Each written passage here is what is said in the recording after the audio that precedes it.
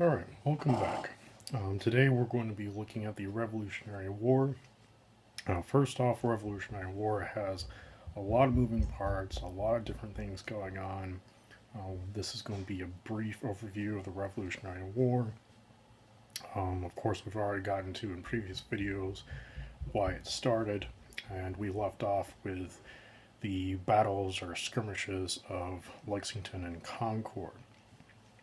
Now, at this given period of time, basically the British are stuck in Boston, and you have the militias who have fought the British off from Concord, more specifically, and so now the English are holed up in Boston. So what happens shortly afterwards, and keep in mind this is going on at the same time as those engagements, we have the Second Continental Congress. They are going to meet on May 10th, 1775. They have the news that the battles or engagements have happened in Boston and that the colonists around Boston are basically surrounding the English. And so they convene, and by June 15th, 1775, they have decided that George Washington will be the general of the Continental Army, which will be, of course, the army of the new United States of America. The reason why he is essentially the general is he is going to have the most military experience of any of the colonials who are actually on the side of the colonials at this period of time.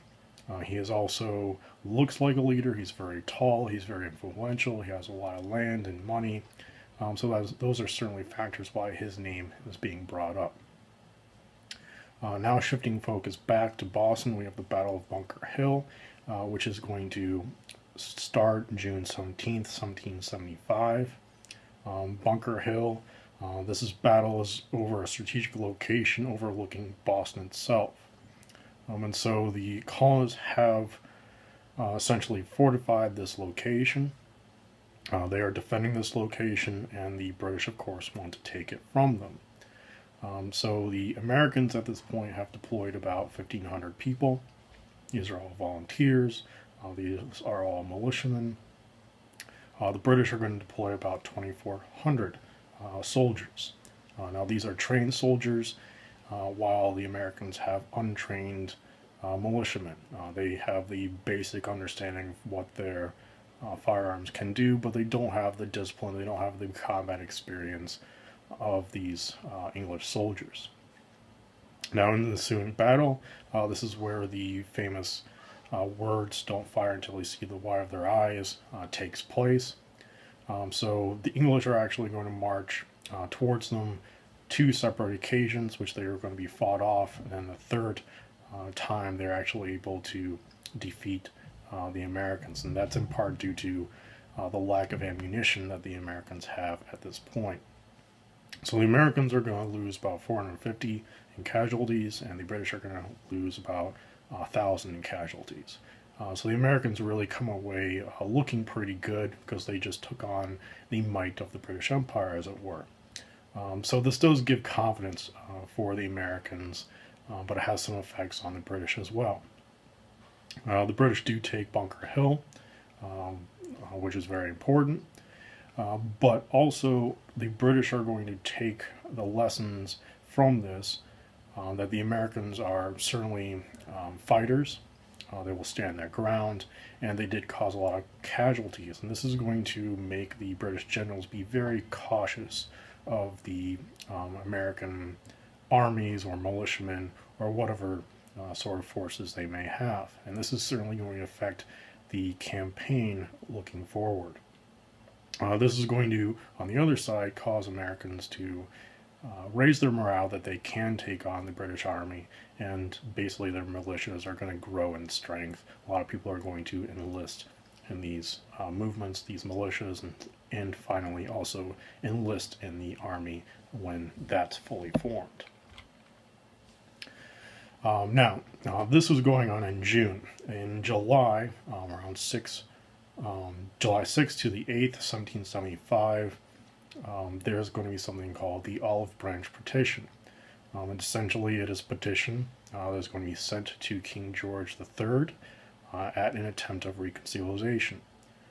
Basically, what the petition states is work with each of these colonies to find common ground. So maybe these colonies and, of course, the British Empire don't have to fight and be included in this conflict.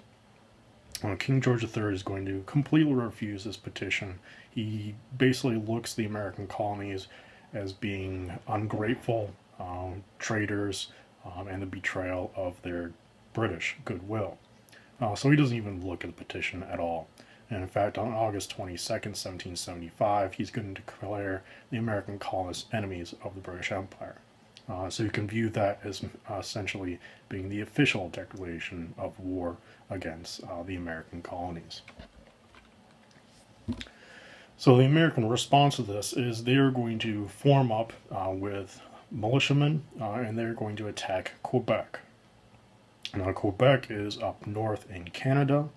This is going to be an attempt by the American colonists to, one, remove the British presence there, and in hopes of enlisting the French and any other support they can find in this general region.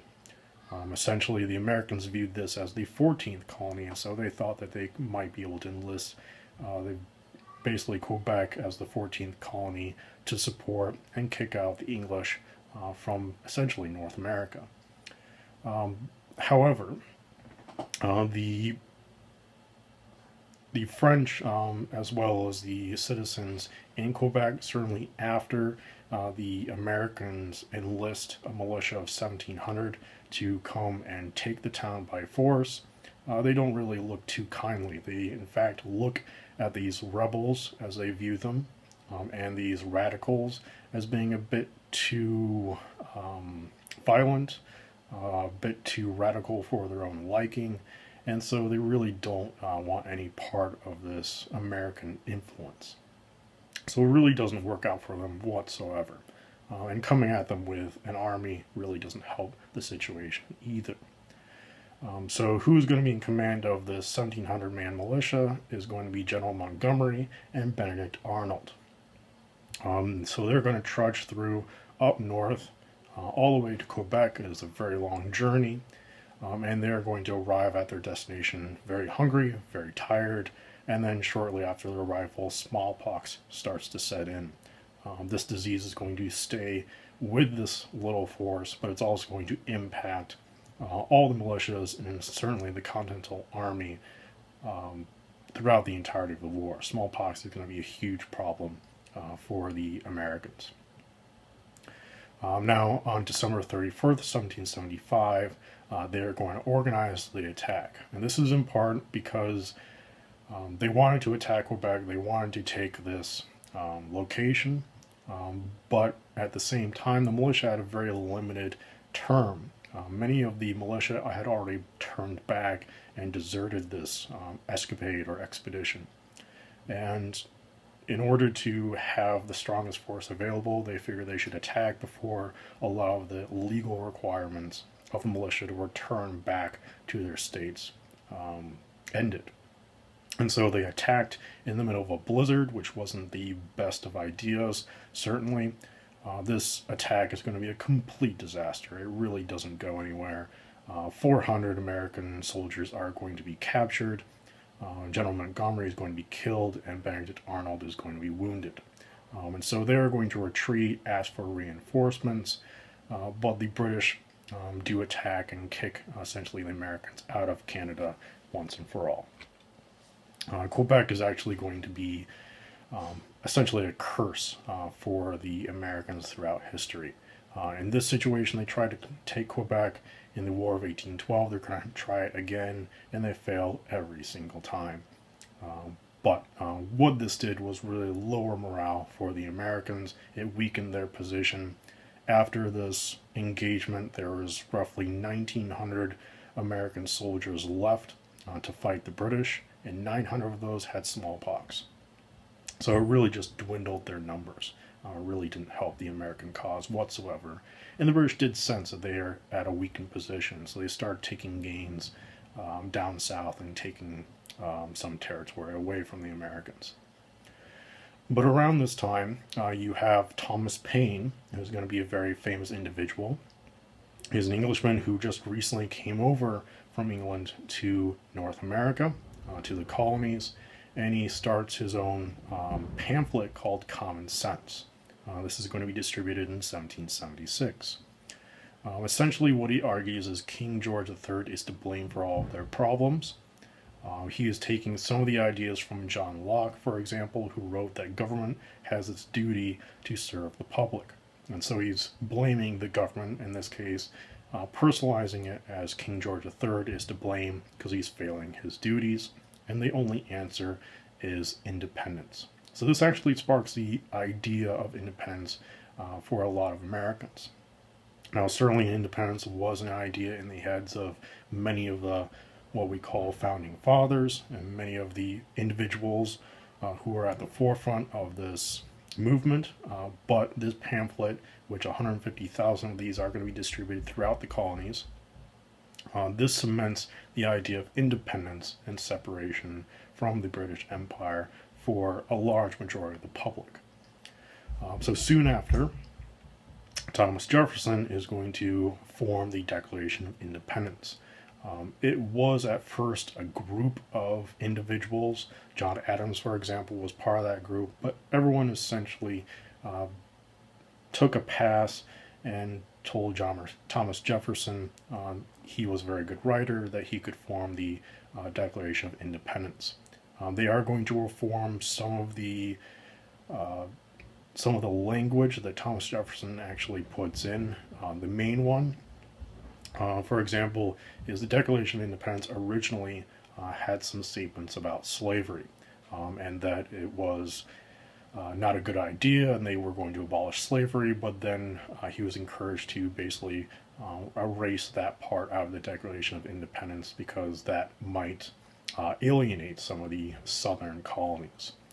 So some of these very ambitious ideas are going to not make it into the final cut of the Declaration of Independence. Nevertheless, it is a very important document. It is going to borrow ideas from both John Locke as well as Thomas Paine, basically stating why the American colonists have a problem with the British government, the British Empire, King George III, and why they are declaring their independence. It's a very short document, very concise and succinct.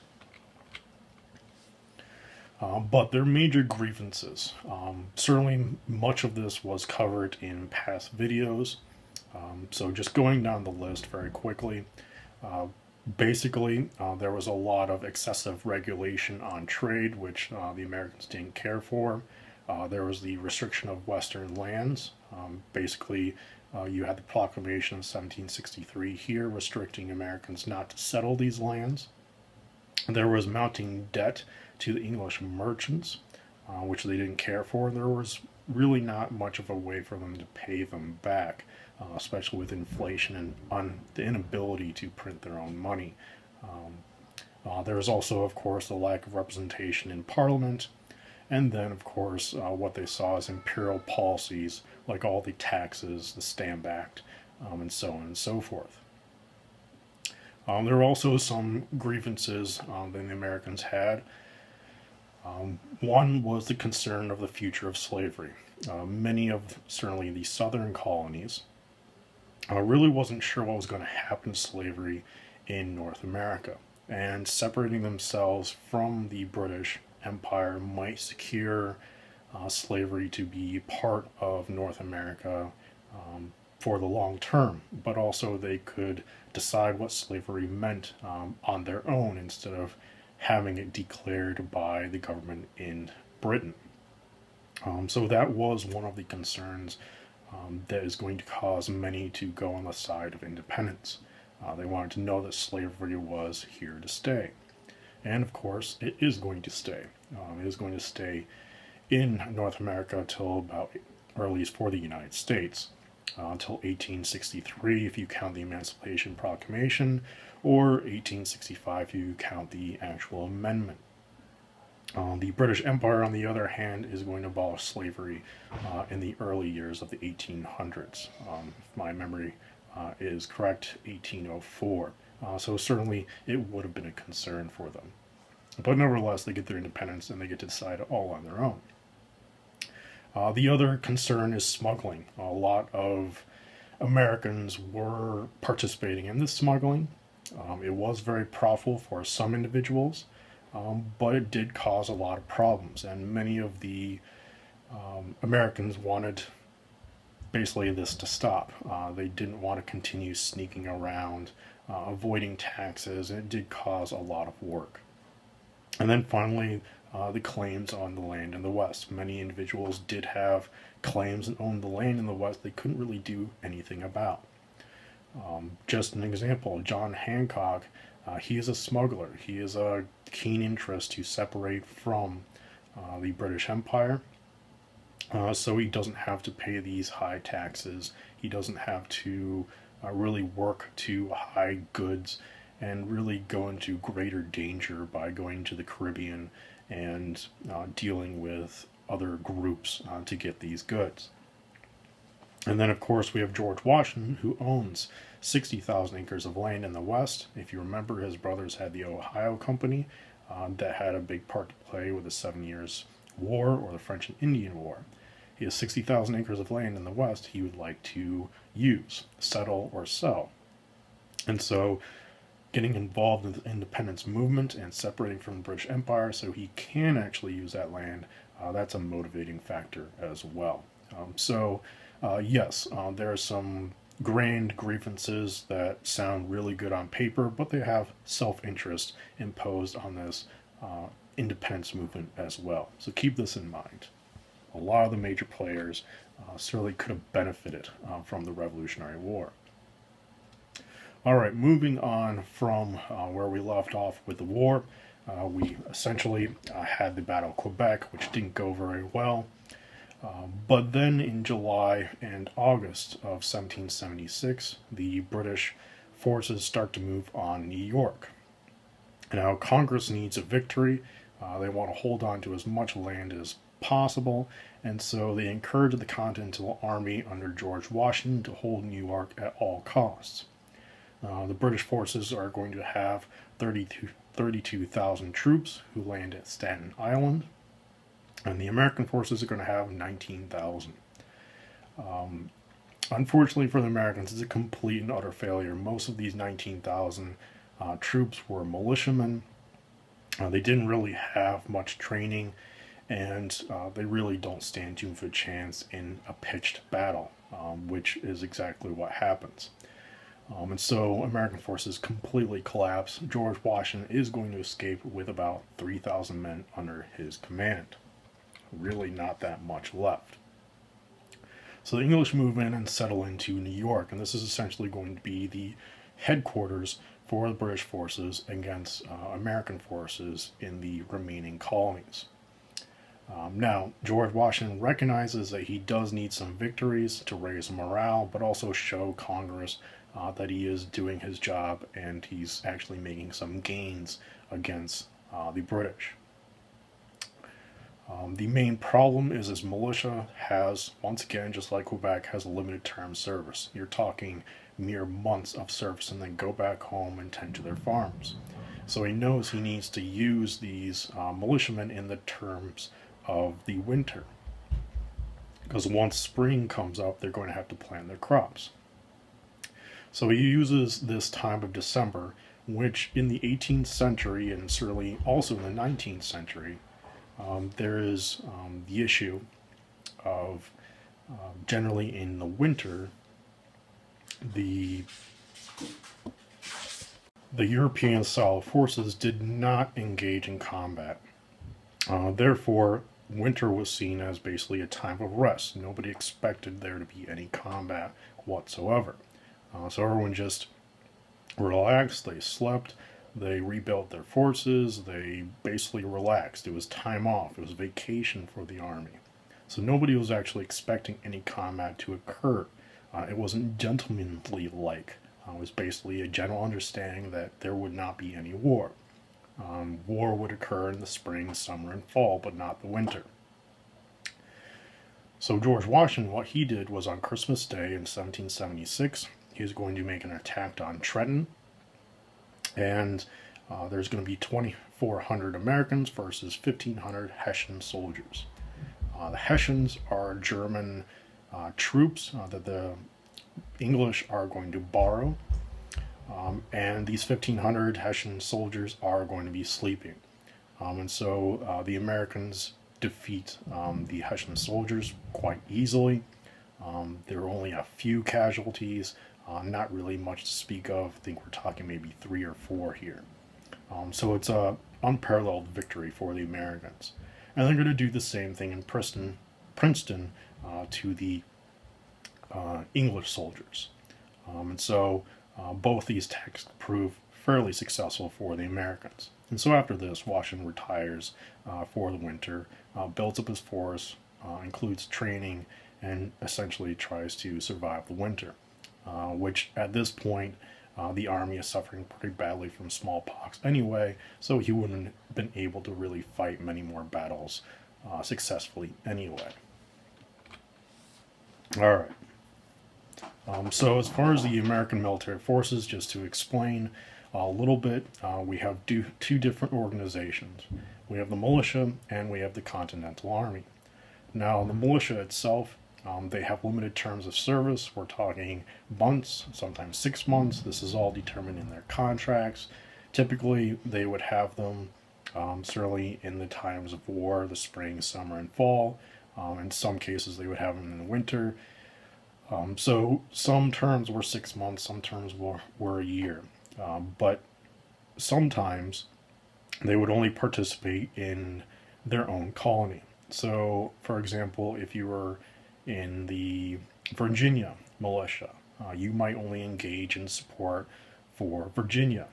So you may not actually have these militias follow you into battle if the battle were to occur in, say, New York. So this really limited their use in battle and combat. They also brought their own equipment. They had to buy their own weapons, their own ammunition, gunpowder, and so on, which was useful for actually paying these troops because you didn't have to pay for their equipment as well, but most of their equipment was pretty shoddy. They also preferred ambush style of attack. They didn't want to line up and fire their weapons in the European style of landing on both sides and opening fire and hoping for the best.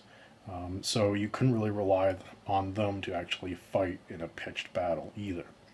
And they're just going to be very unreliable. You didn't know if they were going to show up, if they were going to fight, or anything. You just kind of hoped for the best. So they were very unreliable. And militias are going to be very unreliable throughout United States history. Once again, in the War of 1812, very unreliable, not very useful in that war whatsoever. And in the years afterwards, they're not going to be very reliable either. And that's why the United States, after these two conflicts, are generally going to rely on the United States Army or the Marines when they come about. The Continental Army is going to have better training.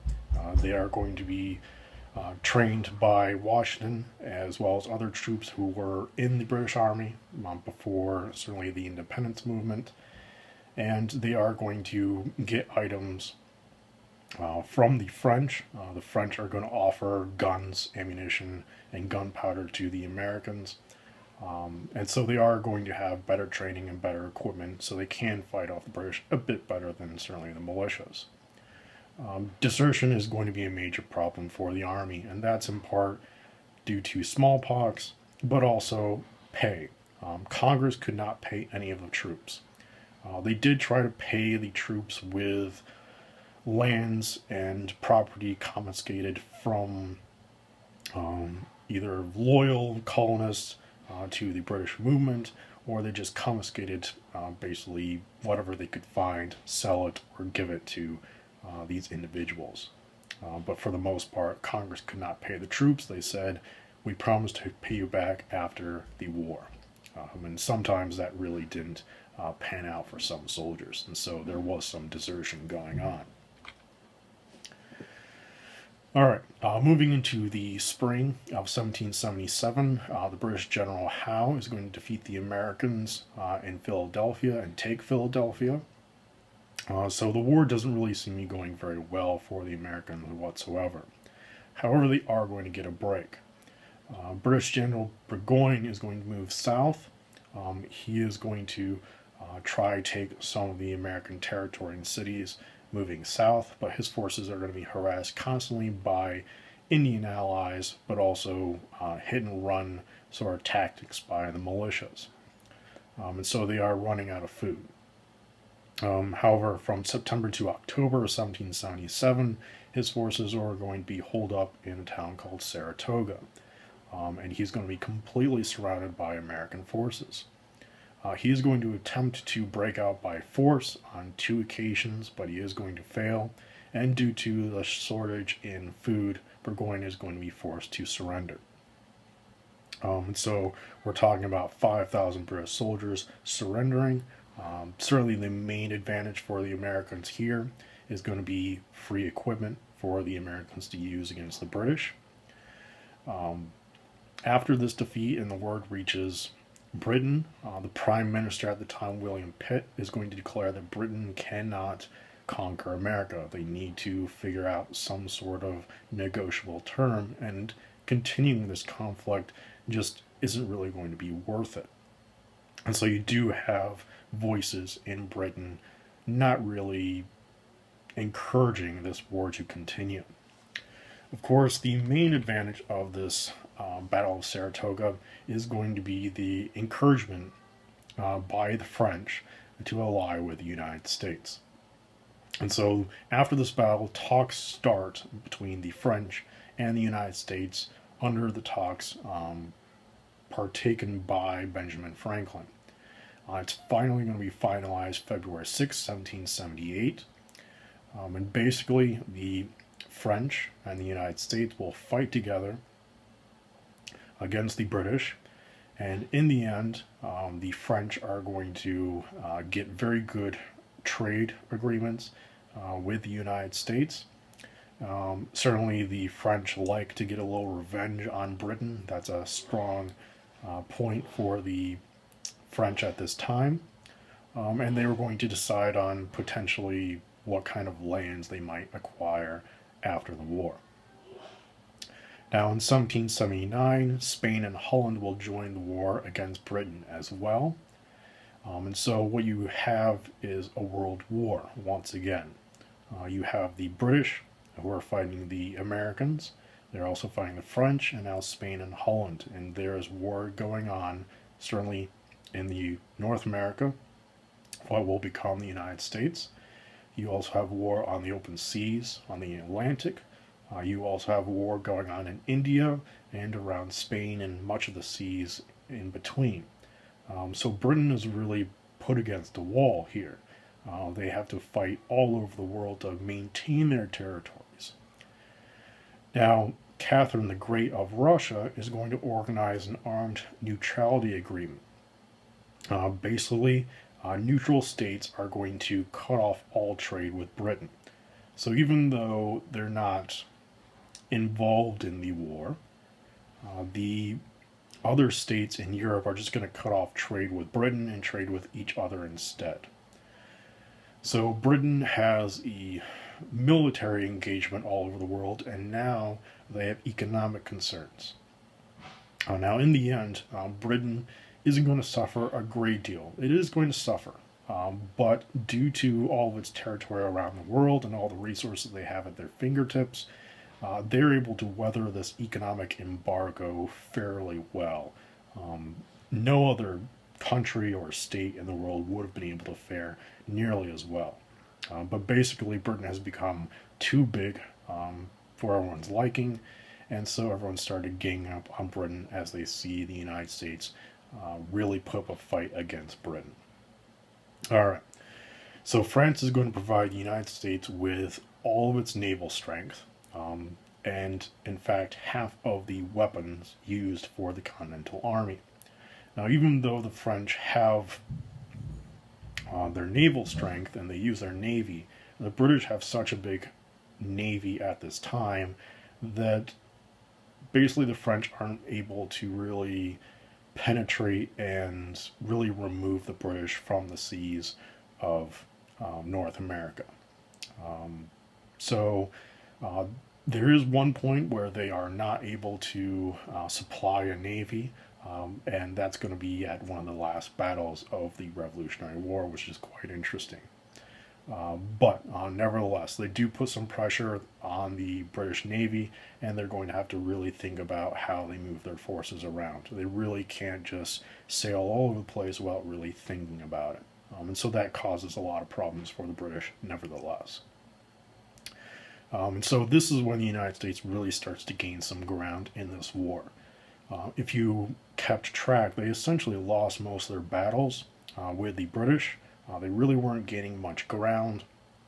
And so with the opening of this World War, now the United States is actually gaining some ground.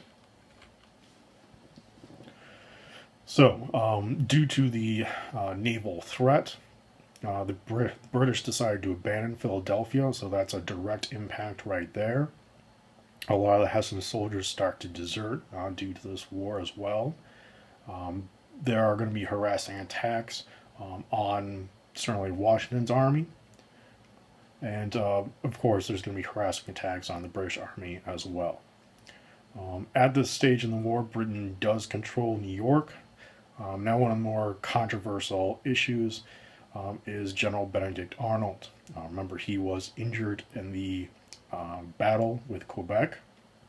He doesn't see the United States really having much of a chance. They have lost most of their battles. Yes, they're gaining strength due to the French, but he decides he's going to switch sides. And so he decides he is going to give the British West Point and control of the Hudson River in exchange for 6,300 pounds and an officer's commission in the British military. Unfortunately for Benedict Arnold, this plot is going to be discovered, and he is going to flee to the British. And he is going to get his commission in the British military, and he is going to live the rest of his days in England, as opposed to in the United States. Many people are going to, of course, view him as a traitor, and he is not very well liked. So that's kind of why he's not very well liked in the United States. Now, as the war progressed, Britain does take Georgia in the years of 1778 to 1779. They also take South Carolina in 1780. So once again, things don't really look like they're going very well. So in 1781, General Greene, an American general, is going to harass General Cornwallis. And so General Cornwallis is going to follow his army. And the idea was that General Greene would harass his army, try to convince him to come after his army instead of staying in the South and taking colonies. And it's going to work. He's basically using his army as bait. And so they slowly bring General Cornwallis out of these southern colonies into more of the central colonies, and to engage in combat with General Washington. Native Americans are going to be fighting on both sides. Just to take a little sidetrack, they are going to fight with the Americans. They are going to fight with the British. The British are going to argue that the Indians are going to be restricted if the Americans continue to have control over this region, which they're 100% correct. But at the same time, it's hard to say what would have happened if the British were in control. Nevertheless, the Indians are going to take both sides. They are going to harass American colonies. They're going to harass British forces and British towns. They are going to have a separate peace treaty at the end of this war called the 1784 Fort Stanwix Treaty. This is a peace between the Americans and the Indians, which isn't going to last long, but that's a whole other story for another time. But there are treaties, there are engagements going on with Native Americans at each other's side from time to time. All right. By 1781, basically American inflation was immense. It was to the point where money wasn't really valued. The paper money just wasn't very useful, and so a barter system started to develop, which is unfortunate. What I mean by bartering is essentially I'll give you this loaf of bread for maybe a hammer or some sort of other item. So you're removing money out of the equation, you're adding more goods. The government was completely bankrupt, and there was a strong worry that the American army and forces might get fed up and not be paid, not get any benefits. So there was a strong concern of desertion and maybe the entire army collapsing around this point. However, General Cornwallis is going to come out of the South, as was mentioned, and he is going to camp out at Yorktown because he needs reinforcements, he needs new supplies, food, ammunition, gunpowder, all that good stuff. So he's going to wait by the sea for a British fleet to come by and resupply him. This is one of those situations where the British didn't have control over this area, at least, by the sea, and so they were unable to actually resupply General Cornwallis, and that is directly a result of the French Navy. This is essentially going to be the only time that that exists during this war. And so the combined American and French armies are going to land, and they're going to attack the British from the land towards the sea. And you're talking about roughly 80 to 90,000 troops going up against the British Army. The engagement does last for a few days, but then finally, on October 19th, 1781, Cornwallis surrenders. He didn't see the point in losing more troops. He didn't want to prolong this. He knew he had lost, and so he decided to surrender, which was very noble and smart of him to save the lives of himself, but also many of his officers and soldiers on both sides. This essentially is used as a signal to the end of the war, but England had 54,000 troops in North America. They certainly could have fought on even further. And after this year point of 1781, the colonists are going to continue to fight for at least another year. What the English decided to do is not to send any more troops to North America to fight this war. They were tired of it, they were sick of it, they didn't want to spend any more money or more troops on this independence movement and this war, and so they just called it quits. They tossed in the towel. So in the colonies, you had certainly the members of colonists who believed there should be independence, and there were also colonists who believed that they should have remained with the British. And so a little civil war of sorts erupts amongst the colonists for a whole another year. So, basically some of the reasons why the English decided to stop this war, it wasn't a very popular war to begin with when this war first started. There were many people in the colonies who supported independence, but also remaining with the British. At the same time, in the certainly in England itself, there were governmental officials, there were common people, there were nobles who really didn't care for this war either, and really didn't see a need for the war. They really recognized that there was a difference between both of these groups, and they really didn't mind maybe the taxes being relaxed. Nevertheless, the war did start. It became very costly, both on deaths and casualties, but also money. And so it wasn't very popular, certainly by the beginning, but by the time we get to 1781, most people had really had enough of this war. And so due to political and public pressure, the British decided to put an end to it. So by September 3rd, 1783 is going to be finally the signing of the peace treaty in Paris. And this was a great deal for the American colonies.